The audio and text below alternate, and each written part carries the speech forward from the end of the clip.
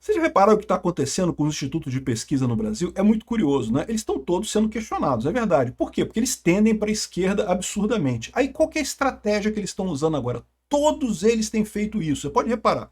Eles lançam primeiro uma pesquisa dizendo o dado positivo para o bolsonarismo, o lado ruim do Lula. Né? E aí, ou seja, essa daqui, é que lançou aqui, olha só. Lula entra no ano da eleição reprovado por 57%, diz o Poder Data. Então a gente já sabe que o Poder Data fez uma pesquisa recentemente. Eles não mediram só isso aqui não, eles mediram um monte de coisa. Mas primeiro eles liberam a informação que é positiva para o Bolsonaro e ruim para o Lula. Por quê? Porque aí o pessoal comenta e acha que é legal que o Lula está desaprovado. Aí amanhã, ou depois de amanhã, eles vão lançar o resto da pesquisa dizendo que não, que Lula ganha de todos os cenários, Lula ganha do Flávio, Lula ganha do Tarcísio, Lula ganha de todo mundo, Lula é foda, Lula é lindo, Lula é bonito, tem coxas grossas e costas musculosas na praia e não sei o que lá, né? Aí fazer a propaganda deles do Lula, né? Mas não tem problema, porque a gente trata as coisas de acordo com cada coisa. A gente sabe que isso daqui também está tendencioso a favor do Lula. É, exatamente. Esse 57% aqui é pouco. Deve ser maior ainda a desaprovação do Lula no final das contas. O Poder 360, como todos os institutos de pesquisa, tendenciona a ajudar o Lula. E esse truquezinho deles de ficar lançando primeiro as notícias positivas para a direita e depois falar as negativas para a direita, não vai resolver o problema deles, né? Isso daqui é bem preocupante para o Lula, porque mesmo essa pesquisa roubando, ajudando o Lula pra caramba aqui, mostra alguns efeitos importantes. O primeiro, o fim do efeito Canadá do Lula, né? O Lula estava ajudando lá pelo negócio das tarifas do Trump e coisa e tal. A gente falou sobre isso, ia ter uma pequena melhora, mas ia voltar ao normal, e de fato é o que está acontecendo. Saiu de 31 aqui, que foi o pior número que o Lula teve aqui, 31 a 59, e agora já está 34 a 57.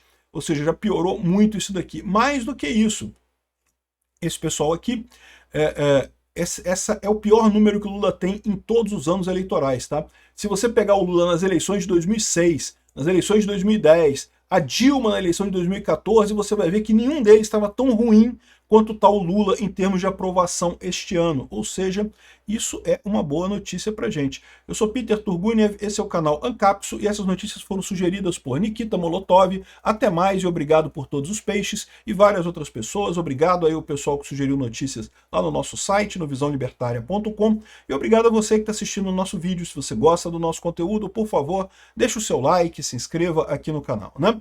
Então tá aqui, ó. O Poder 360 fez mais uma pesquisa altamente tendenciosa, favorável ao Lula, uma coisa assim escancarada, totalmente tendenciosa, como é tipicamente as pesquisas aqui no Brasil. Mas, para enganar a gente, para fingir que está enganando a gente, eles estão lançando o lado ruim para o Lula aqui primeiro, né? Aí, então tá aqui, ó, o Lula foi reprovado por 57%. O problema é que é realmente ruim mesmo. Veja, mesmo eles roubando na pesquisa deles, eles não conseguem melhorar muito a situação do Lula, né? E aqui, ó, o presidente Lula entra no ano de eleição desaprovado por 57% dos brasileiros, que dizem aprovar o desempenho pessoal do petista, só 34% aprovam o petista, né? E isso é um problema para o Lula, tá?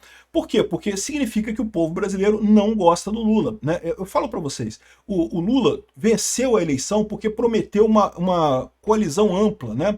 Não porque temos que tirar o Bolsonaro, mas vamos fazer um governo moderado. E não, entrou aqui enfiando o pé na jaca, não comunismo para tudo, vamos botar todas as reformas comunistas, trazer o sindicato de volta, temos que dar um jeito de ajudar os amigos, dar dinheiro para artista inútil, né, para gente metida a ser artista, né, porque não é artista de verdade não precisa de dinheiro do governo, né, gente que é metida a artista que precisa, artista de verdade tem público, não precisa de dinheiro do governo, né?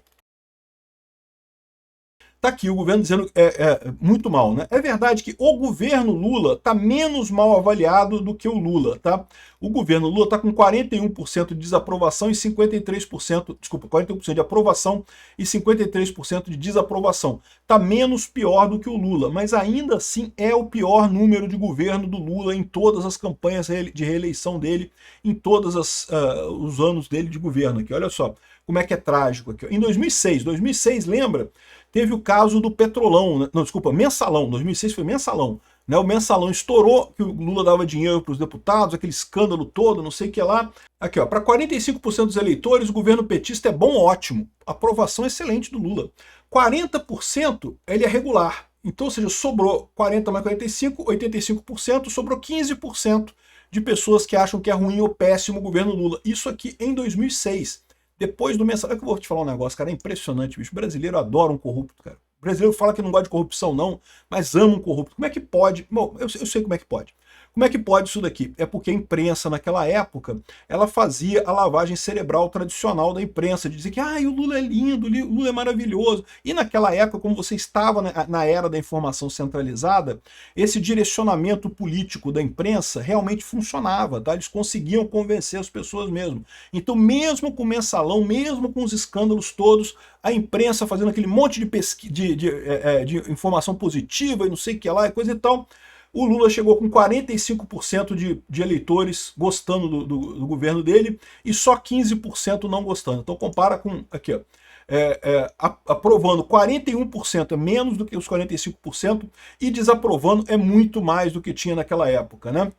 E depois, em 2010 também, 2010 é um outro fenômeno, cara, uma coisa incrível, né? Em 2010 o Lula conseguiu eleger a Dilma, cara, o Lula tinha 82% de aprovação no final do segundo mandato dele. Porque lembra, nessa época já havia algumas coisas, algumas críticas à Petrobras e coisa e tal, mas o escândalo do Petrolão estourou mesmo no governo da Dilma. Então no final do governo Lula não teve escândalo, né? O Lula torrou dinheiro como se não houvesse amanhã, deu dinheiro para um monte de gente, né? Fez aquele estímulo artificial da economia que ele tentou fazer dessa vez também.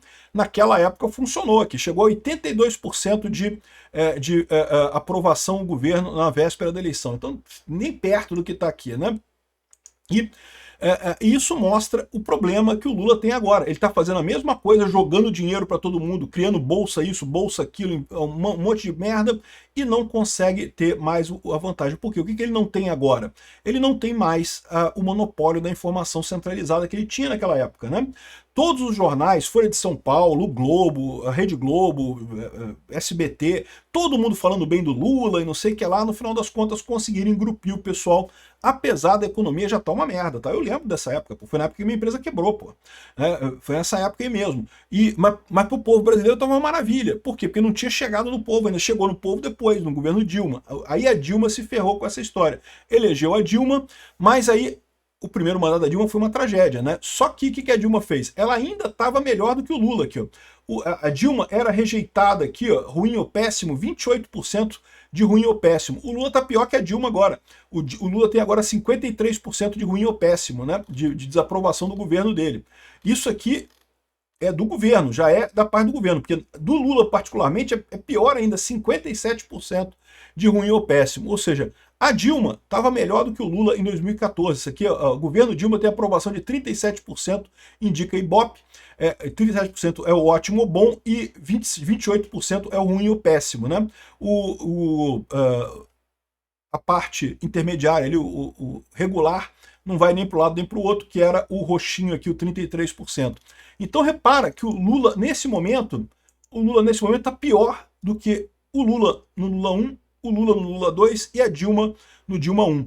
É uma situação catastrófica realmente para o Lula, mostra muito bem por que o Lula está preocupado com a eleição esse ano. E não é só o Lula, os governadores dos estados esquerdistas estão todos com problema também. A verdade é que o petismo está acabando, o lulismo está sumindo da via política brasileira. O bolsonarismo não. Porque o bolsonarismo, mesmo que você considere que o Bolsonaro já está meio velho e coisa e tal, sei lá, ele pode ainda, vai ser presidente ainda de 2030, 2034, 2034, 2038, mas ele já vai estar mais velho, não vai ter mais, não vai continuar muito nisso daqui. Mas ao contrário do petismo, que não tem substitutos para o Lula, o bolsonarismo tem um monte. O Flávio Bolsonaro já vai ganhar a eleição esse ano. Tem o Tarcísio, tem um monte de gente boa aí do bolsonarismo que pode continuar crescendo, né, dentro da direita, né? O Lula não. O Lula, meu amigo, é só ele. Acabou o Lula, acabou o petismo, acabou a esquerda brasileira. É uma coisa curiosa, parece até a questão lá de Cuba, né? Sabe que Cuba está com um problema muito sério, né? E aí estava a cúpula do governo cubano reunida para esclarecer, decidir o que vai fazer agora com a crise da falta de petróleo lá em Cuba. Cara, todo mundo de cabeça branca, bicho. Só velhinho. Parecia encontro de clínica geriátrica, cara. Só o pessoal velhinho ali com fraldão geriátrico para tentar tomar as decisões de Cuba. É decadência mesmo, cara. Impressionante a decadência do comunismo latino-americano, né? Enfim, e aí, olha que coisa curiosa. Repara como é que o problema do governo é esse, né? Porque naquela época eles tinham esse pouco de vantagem aqui, porque eles ainda tinham a informação centralizada, agora não tem mais. Aí começa a ter esse problema aqui. Olha só essa coisa aqui. Ó. Pesquisa que mostra Flávio à frente de Lula no segundo turno é divulgada por empresa mexicana sem registro no TSE. Não pode. Só a gente que pode enganar com pesquisa aqui. A gente que fabrica as pesquisas aqui no Brasil não pode trazer empresa de fora para fazer aqui pesquisa aqui no Brasil, não, né? E de que pesquisa que eles estão falando? Eles estão falando dessa pesquisa aqui, ó. A Áltica. É um instituto espanhol que faz pesquisas em toda a América Latina. E aí fez uma pesquisa que no primeiro turno o Lula fica na frente do Flávio, por pouquinha diferença, mas no segundo turno o Flávio fica na frente do Lula, 48% a 47%. Não pode, isso quebra a nossa narrativa. Tem que preservar a narrativa, proíbe TSE, briga com eles, TSE. Não pode, né? Tá a pesquisa da Ática aqui, ó, tá o link aqui, quem quiser ver. Tá em espanhol, mas espanhol é fácil de entender, né? O pessoal que lê português entende espanhol.